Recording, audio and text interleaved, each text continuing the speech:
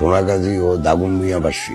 আজকে আমি কোনো রাজনৈতিক বক্তৃতা দিতে আপনাদের কাছে আসিনি। আমি এসেছি আপনাদের কাছে কৃতজ্ঞতা জানাতে।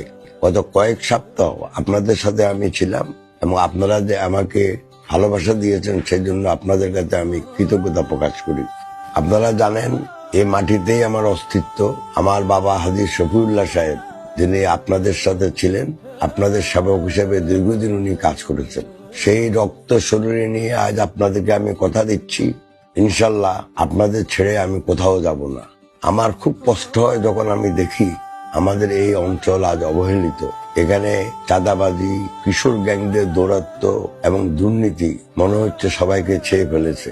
আমি আশা করি যদি আমার কোনো সুযোগ আসে, ইনশাল্লাহ এই অবস্থা থেকে উত্তরণে আপনারা আমার কোনো ত্রুটি বিচ্ছুতি পাবেন না। আজ আমাদের এই সমাজে মা বোনেরা নিরাপত্তাহীন, যে আমাদের বহু যুবক